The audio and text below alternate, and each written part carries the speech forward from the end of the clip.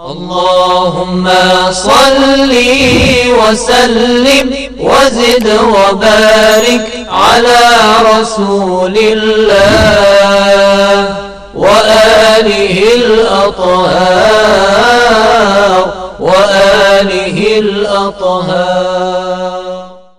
أعوذ بالله من الشيطان الرجيم. بسم الله الرحمن الرحيم.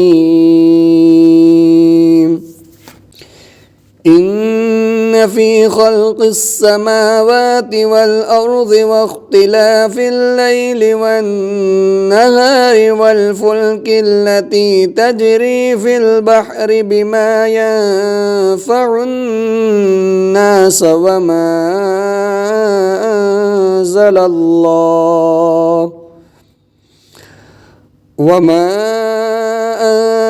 أنزل الله من السماء من ماء فأحيا به الأرض بعد موتها وبث فيها من كل دابة وتصريف الرياح والسحاب المسخر بين السماء والأرض لآيات لقوم يعقلون. ومن الناس من يتخذ من دون الله أندادا يحبونهم كحب الله والذين آمنوا أشد حبا لله.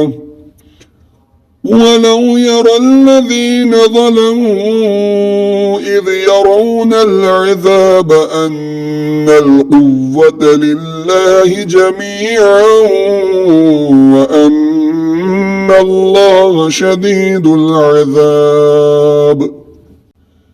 إذ تبرأ الذين اتبعوا من الذين اتبعوا ورأوا العذاب وتقطعت بهم الأسباب.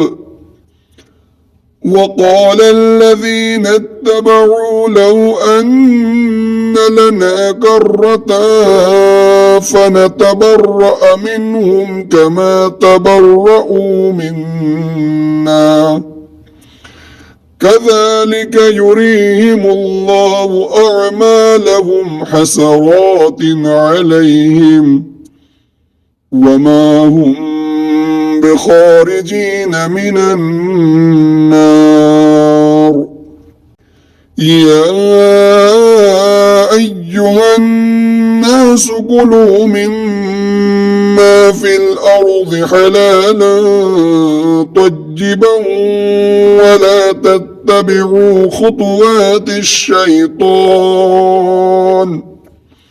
إنه لكم عدو مبين. إنما يأمركم بالسوء والفحشاء وأن